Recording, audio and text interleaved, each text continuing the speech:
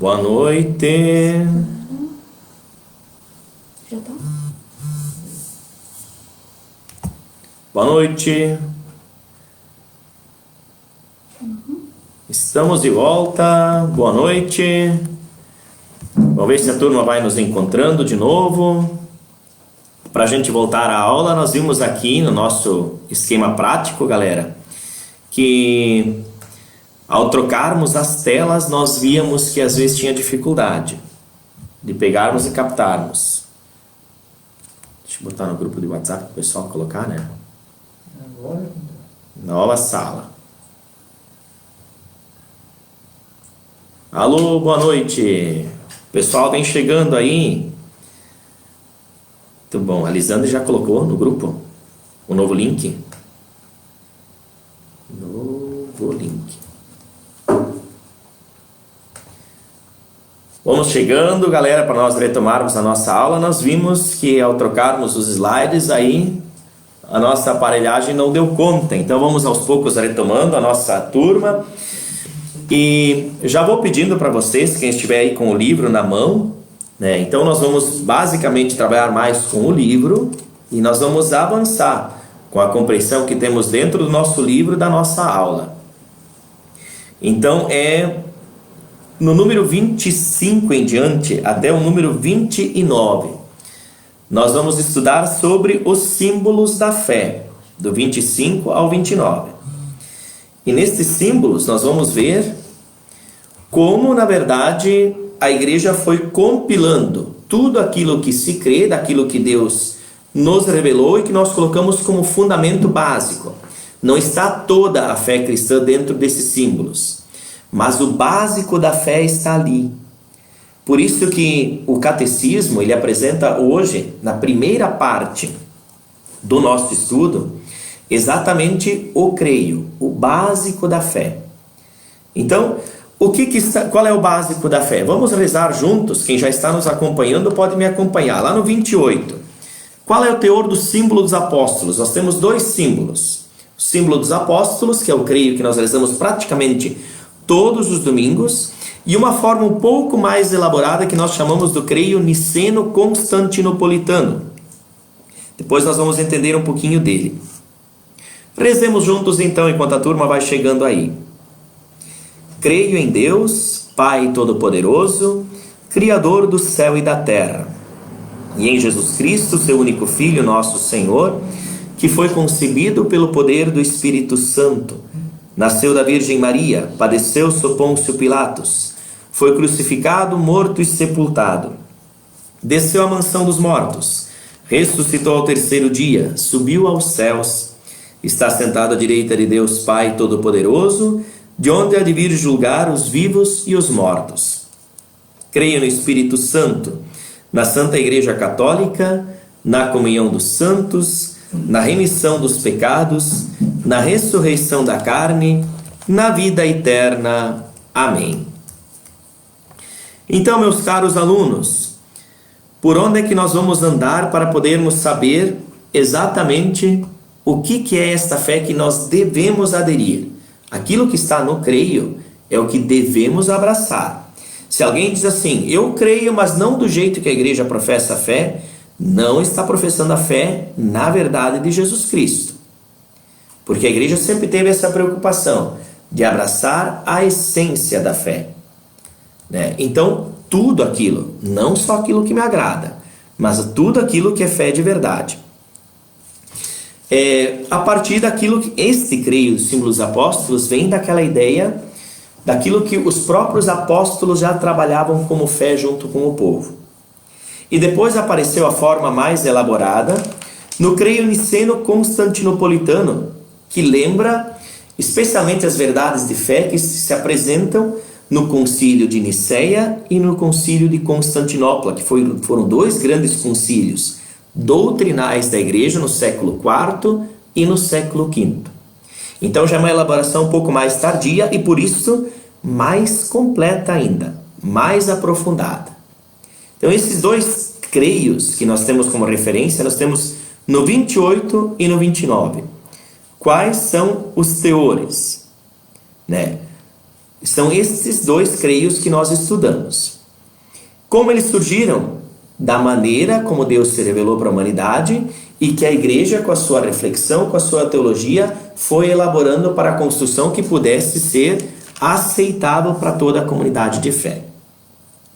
Tendo presente isto, nós vamos para o primeiro capítulo do creio que nós queremos estudar hoje e na aula seguinte. Na aula 3 e na aula 4 nós vamos estudar creio em Deus Pai. Por que cremos em um só Deus? Cremos em um só Deus, na pergunta número 30 nós respondemos, porque, segundo o testemunho da Sagrada Escritura, há um só Deus e também porque, segundo as leis da lógica, só pode haver um. O povo judeu tem essa reflexão, este Deus que se revelou, e se revelou onipotente, todo-poderoso. Este Deus só pode ser um, porque se fosse dois, um limitaria o poder do outro. Então não seriam deuses, seriam criaturas que não são perfeitas.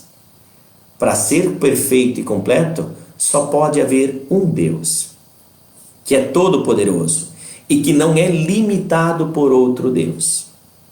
Então por isso nós vemos ali que nós somos uma religião monoteísta, porque nós acreditamos apenas que um Deus existe. Este Deus que se revelou à humanidade e que deu nome para si. E ele se deu um nome para que nós pudéssemos acessá-lo. Nós o chamamos de Yahvé, ou Javé. Em algumas religiões cristãs chamam de Jeová. E os próprios judeus, depois que falaram deste Javé, depois deixaram de usar o nome de Deus como Javé, justamente pelo estrito e profundo respeito que se tem a Deus, a quem não se trata pelo nome, mas se trata como Senhor. Ou, na expressão hebraica, Adonai. Por isso, nós ainda hoje também manifestamos: Jesus Cristo é o Senhor.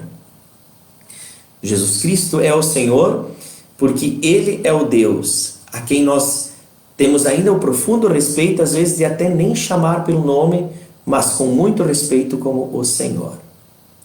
Vejam pelos pronomes de tratamento que nós temos na nossa condução humana, às vezes nós também primeiro colocamos o título da pessoa, para dizer que nós reconhecemos quem a pessoa é pelo que representa. Depois nós lembramos também quem ele é de verdade. E Deus também se deu um nome. Eu sou aquele que sou. Yahvé. Deus conosco. Para que nós pudéssemos ter acesso a Ele. Ele se deu um nome para nós podermos relacionar-nos com Ele. Vou mandar depois para vocês os slides que nós montamos para essa aula de hoje para a gente completar os nossos estudos. Dentro do nosso link lá do grupo do WhatsApp, vou mandar para vocês. Mas duas definições que nós podemos trazer deste Deus Pai, em primeiro lugar, é a definição de 32 e do número 33. Deus é a verdade. Vamos lembrar daquilo que Jesus disse para Pilatos, quando ele perguntou: tu és rei? Tu és Deus? E Jesus diz: eu vim ao mundo para dar testemunho da verdade. Jesus veio revelar esse Deus que é verdadeiro, que existe de fato, a quem a gente se entrega plenamente. Deus não pode ser submetido a um processo de demonstração. Não quer dizer com isso que nós vamos conseguir, pelas ciências racionais humanas, demonstrá-lo. Mas é uma verdade a qual a gente adere pela fé. A razão nos ajuda a falar dele, mas só pela fé a gente tem acesso a esta verdade, que é Jesus Cristo, a quem que revela Deus para nós. Então aqui exatamente posso retomar o que disseste, Denise. Sim, a fé precisa de adesão, de vontade, aquilo que a gente carrega na alma. Mas ela também deve ser dita. Porque diz um ditado popular, eu creio firmemente nele: a boca fala o que o coração está cheio. Então aquilo que vivemos, aquilo que nós cultivamos, que nós amamos, nós também transmitimos. Foi o que Pedro disse em Atos dos Apóstolos. Ouro e prata nós não temos, mas o que temos, que é a verdade, que é Deus que se revelou a nós e nós sabemos como Ele é. Ele é a verdade. Esta nós queremos transmitir. Deus é verdade. 33. Deus é amor. Deus é amor é a definição mais bonita que existe de Deus. Deus é amor. Se Deus é o amor, não há criatura que não seja sustentada e envolvida por um infinito desejo de bem. Deus não só declara que é o amor, mas também o demonstra. Ninguém tem maior amor do que aquele que dá a vida pelos amigos. Gente, nenhuma outra religião no mundo afirma que Deus é amor. Somente o cristianismo. Jesus Cristo nos revelou Deus como amor. E a manifestação mais bonita deste Deus, Pai, amor, verdade, é a própria entrega de Jesus na cruz pela salvação de toda a humanidade. Isto só tem sentido olhando pelos olhares do amor. Se nós não olharmos esta manifestação como a maior expressão de amor que apareceu neste mundo, então a cruz se torna um grande escândalo. Como foi para muitos no tempo da igreja nascente, quando era inimaginável pensar que se falasse de um Deus que é todo-poderoso, como nós afirmamos, mas que manifesta o seu amor permitindo-se ser morto pela salvação da humanidade. Então Deus é a verdade, Deus é amor. E se assim Ele se revela para nós, o que deve fazer uma pessoa quando descobre Deus? Número 34. Tem que o colocar no primeiro lugar de sua vida. Gente, se Deus, na sua infinita grandeza, soube se demonstrar para a humanidade, o que cabe a nós, seres humanos, quando nós conhecemos este amor, quando nós nos encontramos com a verdade? Não existe outra coisa que seja mais razoável do que colocar a verdade em primeiro lugar, de colocar o amor acima de tudo, de abraçar Deus e nos entregar na nossa fé, nos abandonar plenamente a Ele. E os cristãos de verdade foram conhecidos pelas suas obras, amando até os seus inimigos como Jesus Cristo os amou. Esta é a nossa expressão mais profunda e verdadeira. Quando é que vão ver que nós temos uma fé cristã? Muito mais pela prática do que pelas palavras que professamos, sem dúvida. Mas as palavras vão elucidar a prática, a conduta que nós temos.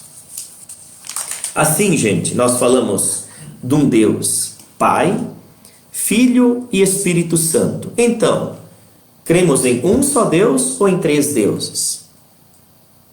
Como é que fica essa história? Vocês devem ter por prática de fé, então vamos retomar. Cremos em um só Deus em três pessoas. Deus se manifesta em três pessoas completamente distintas, mas um só Deus pela plena comunhão das três pessoas, que não são tão reconhecidas pelas suas diferenças, mas especialmente por aquilo que os une, a sua obra e o trabalho que fazem juntos para glorificar esta obra. Então, o nosso texto do Yucat vai nos dizer nos próximos números, no 35, no 36, no 37, no 38 e no 39. Como é que é esta trindade? Deus Pai, Deus Filho, Deus Espírito Santo. Mas é Deus, um só Deus, Pai, Filho e Espírito Santo. O único encarnado, Clair, é Jesus Cristo, aquele que assumiu a carne humana para nos salvar. É por Cristo que nós temos acesso ao Pai e ao Espírito Santo. E Ele concedeu o Espírito Santo à igreja para que nós pudéssemos ter acesso à divindade. Cristo está na plenitude com Deus. Ressuscitou, de carne e osso, está no Pai, mas também está conosco pelo Espírito Santo que deixou a igreja para sentirmos que Ele está dentro de nós e nos conduz até Deus. Então, este Deus que nós olhamos assim, Pai, Filho e Espírito Santo, todo creio vai trabalhar. Por isso nós vamos retomar melhor estes temas que nós vamos ter que estudar aprofundadamente. Por isso eu convido vocês agora para vermos o ponto número 40, porque nós vamos estudar sobre a onipotência divina. Cremos em um só Deus. Este Deus é todo-poderoso? Assim nós professamos: creio em Deus Pai Todo-Poderoso. Isso significa dizer que para Deus nada é impossível. Ele é assim mesmo? Com certeza. Foi Ele que criou o mundo, foi Ele que é Ele quem rege a história deste mundo e é Ele que nos aponta para a plenitude.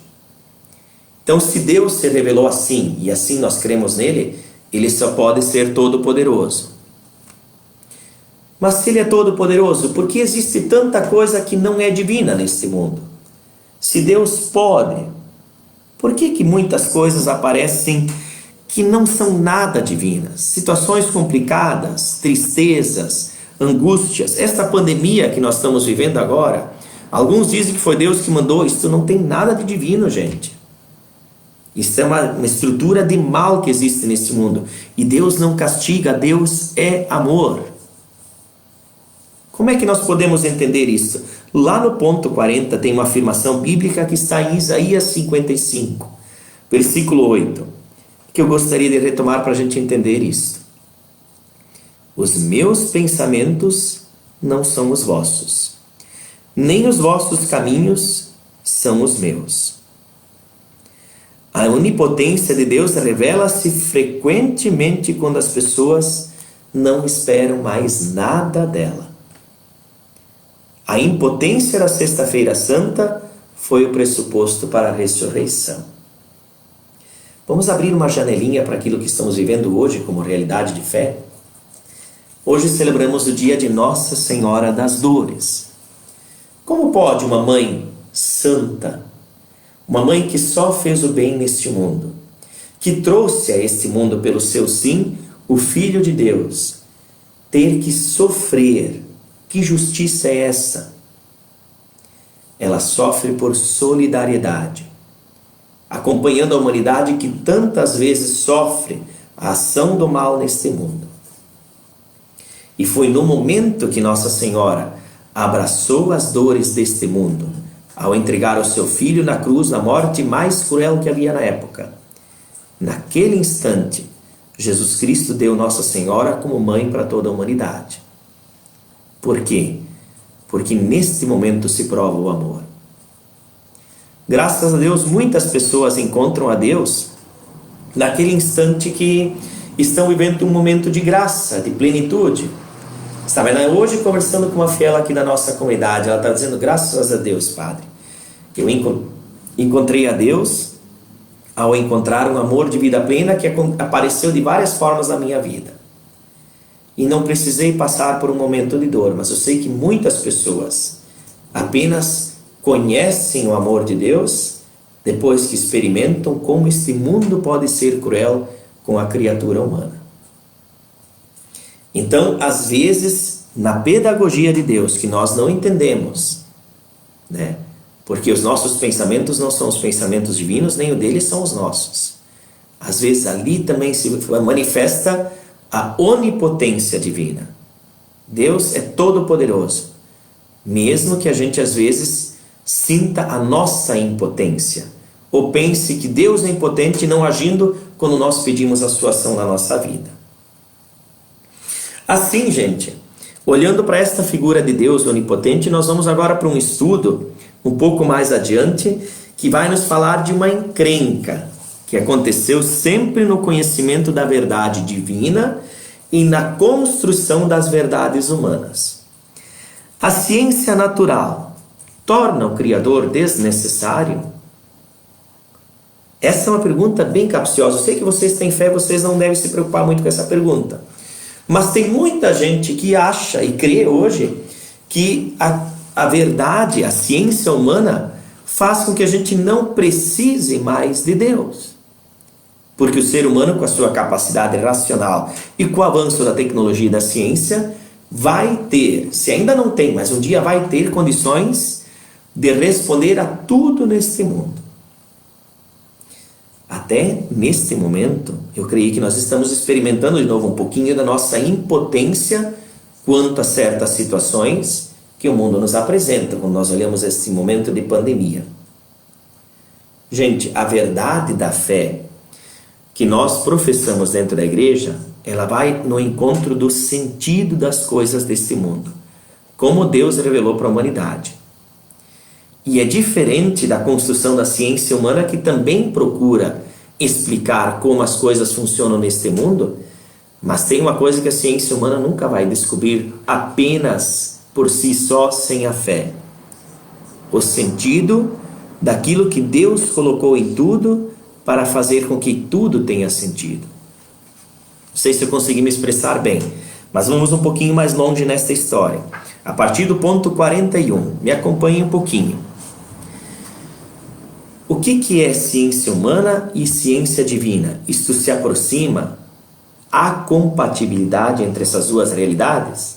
Ou as duas se afastam? Pelo olhar da fé, nós só podemos crer que existe uma só verdade. Não tem como existir duas, três verdades. A grande verdade deste mundo é uma só. A ciência ajuda a nos explicar como funciona toda essa obra humana. Graças a Deus, com os avanços que ela se permitiu, nós crescemos muito na nossa compreensão de como funciona o mundo. Mas o sentido de tudo que tem no mundo, isto só se compreende a partir da fé que Deus nos permitiu viver e que Ele se revelou. Isso aqui para nós é um ponto básico, essencial. E nós vamos compreender isso melhor no ponto 41 e 42, no 42 especialmente, quando nós falamos de criação e evolução. Porque muitas vezes se colocou em dois paralelos diferentes isto. Como é que vocês entendem o mundo? Pela criação ou pela evolução? Gente, a verdade nos diz que nós podemos crer neste mundo, na criação divina e pela evolução humana. As duas verdades são compatíveis e se tornam uma verdade só neste mundo. Deus quis contar com a compreensão da humanidade, com a capacidade de se desenvolver e crescer cada vez mais na administração dos bens que Deus nos conferiu. Mas a criação, ela compete a Deus e somente a Ele. E como é que Deus criou este mundo? Do nada. Do nada, e colocou nele todo o sentido. E isso nós vemos nos relatos do Gênesis, né? O ponto 43 vai nos dizer assim, como muita ciência diz quando não crê em Deus. Então o mundo aconteceu por acaso. Foi uma explosão, foi um encontro de energia, foi... Enfim, tem tantas teorias, mas especialmente aquela mais conhecida, a teoria do Big Bang, né? E muito possivelmente aconteceu um dia um estouro, mas quem estava por trás disto? Quem fez com que do nada, de repente, começasse a surgir matéria? E da matéria começou a surgir vida? Nós cremos, pela maneira como Deus veio falar à humanidade, e que nós abraçamos em Jesus Cristo, que Deus foi quem criou este mundo, a partir do nada, mas cheio de sentido. E nós vamos ver isso hoje no fim da nossa aula. E o mundo foi evoluindo, com certeza. Se nós olharmos agora para o texto do Gênesis, que é especialmente este texto que vai elucidar um pouquinho a compreensão disso, né? No Gênesis, gente, nós temos um relato que nós não devemos olhar apenas de forma fundamentalista, como ainda muitos cristãos, especialmente de outras linhas cristãs, porque o catolicismo não afirma mais isto. Mas muitos ainda olham isso de forma fundamentalista. Se diz lá no Gênesis que foi em 7 dias, foi exatamente assim que Deus criou o mundo. É óbvio que não. Claro que não. Porque o texto do Gênesis, e aqui eu quero retomar um pouco daquilo que a Ângela perguntou. Ângela, o texto do Gênesis não é um livro histórico, é um livro do Pentateuco. E é um livro que, através de um mito, através de um símbolo, de um relato, ele fez a gente compreender o sentido da criação.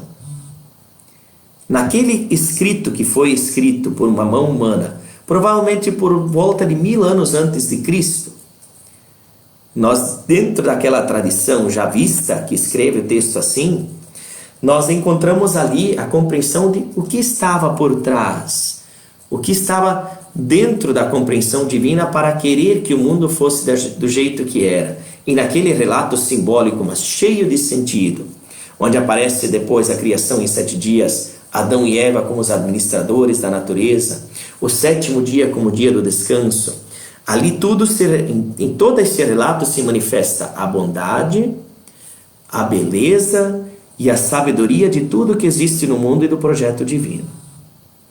Este sentido que nós queremos abraçar. Mas, como aconteceu, com certeza que não foi em 7 dias que tudo se deu assim como está hoje. E nem foi a preocupação de quem escreveu que se tornasse. Graças a Deus pelos estudos da Bíblia, é que a igreja conseguiu passar de novo desta crise de compreensão fundamentalista para voltar à verdade com os conhecimentos da ciência, para entendermos o sentido da fé.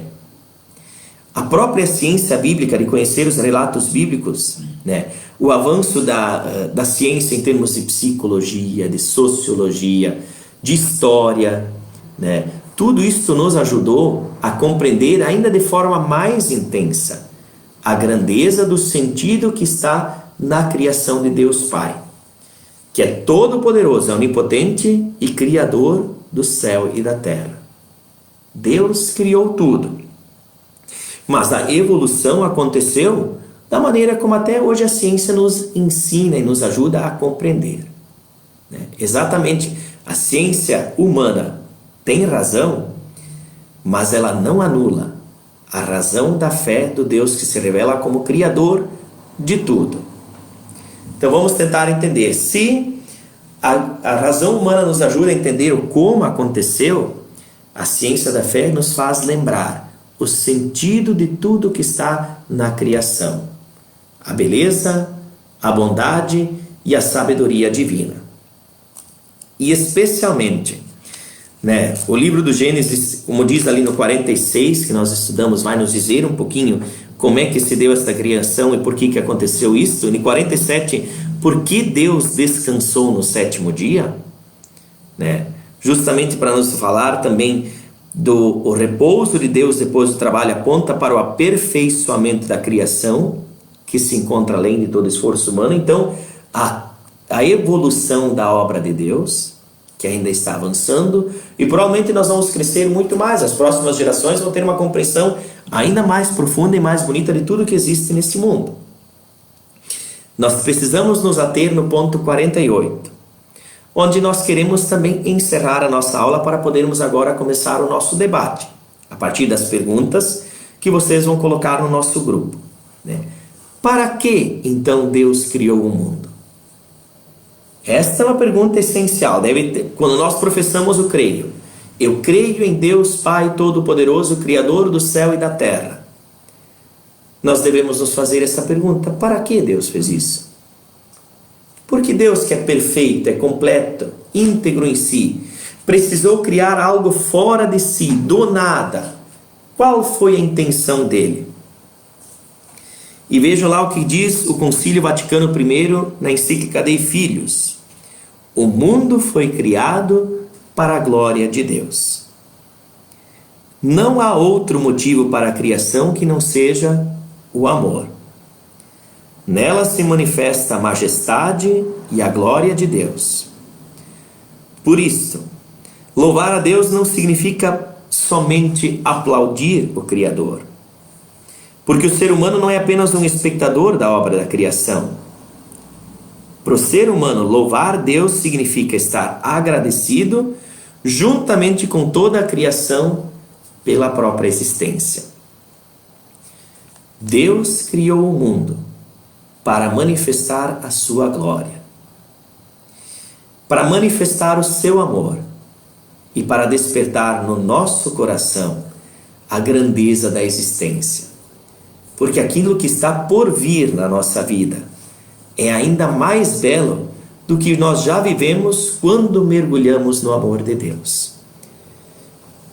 A glória de Deus é a sua obra vivendo a plenitude. Foi para isto que Deus criou.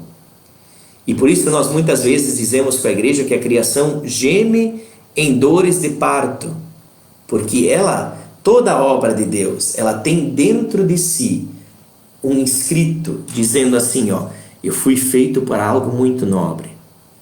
Por isso a vida humana, a vida que existe neste mundo não pode ser levada de qualquer jeito. A nossa maneira de encarar o universo, a natureza, os outros seres humanos, a nossa vida, em outras palavras, deve ser motivada em primeiro lugar, como diz aqui o 48, termo 48, que é o ponto final da nossa aula de hoje, com profunda gratidão. Porque ao nós olharmos esta obra, nós vemos que não é trabalho nosso, foi obra divina. Nós devemos tudo para Deus, que nos deu esta oportunidade de vivermos a nossa existência, este nosso relacionamento, até esse nosso contato virtual. Louvado seja Deus que nós podemos fazer isto, que seria provavelmente impensável há poucos anos atrás, ou quem sabe até há poucos meses atrás. E agora nós podemos viver uma sintonia plena neste momento pela fé. Quem nos proporciona isto? Sem dúvida nenhuma é Deus, que ganha força pela fé que você tem, pelo empenho que existe aqui na paróquia para poder ser um sinal do amor de Deus nesta sociedade onde nós fomos colocados, onde nós fomos plantados e que nós ajudamos juntos a construir.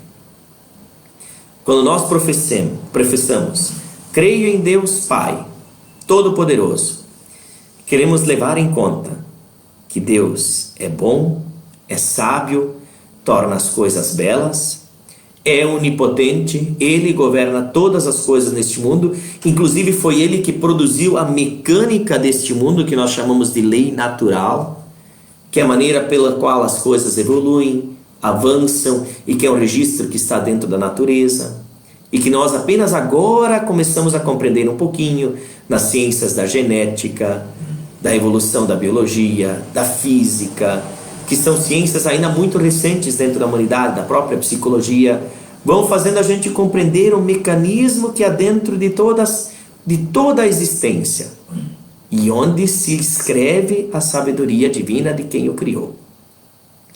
E ela tem sentido. O sentido é vivermos o amor, e quando estamos no amor, desejar a eternidade deste amor, porque o amor é eterno, porque o amor é coisa de Deus, e Deus é eterno e conduz toda a sua obra para a eternidade. Por fim, quero terminar a nossa aula de hoje falando sobre aquilo que nós desejamos para este mundo e para a nossa vida, e que está inscrito na Sagrada Escritura. O Apocalipse diz: desejamos um novo céu e uma nova terra. Queremos ajudar, como igreja, como a obra mais desejada por Jesus Cristo, a tornar este mundo do jeito que Deus sonhou que ele pudesse ser. Nós devemos ajudar na evolução da criação, para tornar este mundo cada vez mais semelhante àquilo que Deus quis para nós, sabendo que nós vamos vivê-lo perenemente quando estivermos na presença dele integralmente. Então, assim, queridos irmãos e irmãs, quero encerrar a nossa aula hoje. Peço perdão pelas situações, às vezes, de complicação aí no nosso material. Vou mandar para vocês pelo WhatsApp essa semana aquilo que nós preparamos as nossas aulas, que podem nos ajudar na retomada do material, né? E agora eu quero abrir para a gente poder fazer as nossas perguntas, ver se vocês têm alguma informação. Eu vou ter que procurar meu celular de novo, deixa eu ver onde é que está, para ver se surgem algumas perguntas que a gente possa conversar nesses minutinhos final da nossa aula. Vou perguntar primeiro para o Luciano Birk se aquele período de silêncio que teve na aula foi capaz de de deixar o tempo para toda a merenda que ele precisava comer aí. Saudações a todos aqueles que continuaram acompanhando. Olha só, veja aí que temos 114 pessoas agora na nossa sala. 114 aparelhos. Sei que alguns estão estudando juntos aí em casa. Que legal, viu? Esse sinal de que vocês são fortes, hein? São muito fortes na fé. Fico muito contente. Deus sendo onipotente. Olha, a Rosvita mandou uma pergunta aqui. Nos deu a oportunidade de evoluirmos constantemente e para entendermos o sentido da criação. É uma afirmação. É isso aí, Rosvita, né? A gente pode perceber como nós evoluímos também quando nós permitimos que a fé vá acontecendo, vá se desenvolvendo dentro da nossa vida. Porque eu lembro sempre, a fé, né, ela tem essas afirmações que nós vamos estudar agora, mas ela é uma prática humana, né? É uma entrega, eu diria assim, é um abandono humano. Nós precisamos nos abandonar no amor de Deus para compreender a grandeza de tudo aquilo que nós estamos manifestando. Então, fé é difícil de explicar, mas é uma resposta, não é uma atitude que vem do nada. Fé é a nossa correspondência que nós podemos apresentar para Deus depois de tudo aquilo que Ele deixou como sinal dentro desta natureza, deste mundo, da nossa vida do jeito que nós a vivemos. Então é uma coisa maravilhosa. E eu tenho certeza que os nossos estudos aqui da Escola Paroquial da Fé, não foi de graça que nós inventamos esse nome, são justamente para nós mergulharmos cada vez mais nessa adesão que todos vocês já têm. Eu tenho certeza disso. Por mais que às vezes nós tenhamos dúvida, sim. Né? Se não tivesse dúvida, não precisaria da fé. A fé também é aquilo que nos equilibra junto às dúvidas que este mundo coloca dentro da gente. Mesmo a gente às vezes sente. A Lisiane Birk, a nossa secretária, pergunta: para quem é de outra religião e quer professar a fé católica, uma das coisas é rezar a oração do creio diante de toda a comunidade? É isso aí, Lisiane.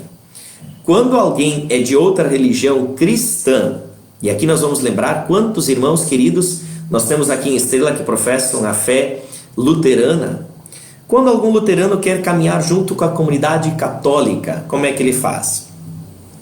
Ele faz um estudo de fé. Aqui eu quero saudar diversos que estão junto conosco aqui estudando a sua fé e estão se preparando para fazer a fé católica. O Renato que está nos acompanhando, quero mandar um abraço para ti, Renato. Né? Outras pessoas, a Neiva que está fazendo esse estudo, né? Que tem do berço a fé luterana, uma fé bonita, uma fé cristã, e agora está querendo aderir à comunidade de fé católica. Ela deve estudar a fé, como eles estão estudando junto conosco agora, e depois, num ato público diante da comunidade, com testemunhas e com a presença do padre, assinar este creio que nós professamos. A gente chama disso de profissão de fé. Quem sabe a gente pode até marcar o nosso encerramento acompanhando a profissão de fé que alguns dos nossos colegas da Escola Paroquial da Fé estão fazendo, para depois aderir à nossa comunidade. Seria um gesto muito bonito e muito profundo. Né? São pessoas que dizem: não, então agora eu vou crer desse jeito que eu vou crescendo, porque eu quero viver com a fé católica, eu quero crer a fé que a comunidade católica professa. É isso aí. Aí, Renato, grande abraço, está nos acompanhando aí, que legal, viu? Grande abraço a ti, já está celebrando conosco, participa das missas conosco, está se preparando para o casamento e quer professar a fé junto conosco. Eles fazem exatamente esse processo. Devem conhecer o creio e aderir a ele, assinando e professando diante da comunidade de fé. Muito bem, gente, o sino tocou 8h30, né? Vamos ser fiéis ao nosso horário. Se alguém tem alguma dúvida, quer aproveitar, ou se ainda vai surgindo algumas coisas enquanto a gente vai ruminando, enquanto a gente vai degustando esta nossa conversa, nossa aula, podem deixar aqui nos comentários também, que nós aproveitamos e começamos a aula, quem sabe na semana que vem, da mesma maneira como nós pegamos aqui. Para terminar, uma pergunta da Maria Helenita. né, que está junto com seu esposo Nestor estudando conosco. Pode-se praticar a sua fé somente em casa, sem participar das atividades da igreja? Maria Helenita, muitas pessoas dizem que professam a sua fé assim, mas é uma fé ainda que é pouco madura. Porque não tem como a gente compreender uma fé cristã sem caminhar junto com a comunidade daqueles que abraçaram a mesma fé. Então temos pessoas que estão nesse ponto, nesse caminho? Eu creio que sim, mas precisam amadurecer mais, porque é dentro da comunidade que a gente se abastece desta fé que nós professamos. Quando a gente não procura os semelhantes, quando nós não cultivamos o mesmo amor com aquelas pessoas que vivem a mesma fé que nós professamos, uma hora dessas podem entrar outras convicções, outros pensamentos, outras ideologias dentro da nossa vida e acaba bagunçando a nossa vivência de fé. Por isso, é sempre indicado, é diferente quando a pessoa não tem mais condições de frequentar a comunidade. Por isso, pela igreja, nós vamos visitar as pessoas que já estão acamadas e não têm mais condições de entrar na vida comunitária, que é o trabalho que os ministros da Eucaristia fazem. É aproximar aqueles que já não podem mais vir à comunidade. Mas quem abraça a fé cristã tem que estar junto conosco. Muito bem, gente. Desejo a todos vocês uma boa noite. Que Deus os abençoe. Terça-feira nos encontramos para a quarta aula, em que nós vamos estudar o finzinho desse conceito, Deus Pai Todo-Poderoso, olhando para detalhes muito bonitos, como a providência divina, que é uma coisa maravilhosa de estudar. São cenas do nosso próximo capítulo. Que Deus os abençoe, um grande abraço, uma boa semana para todos.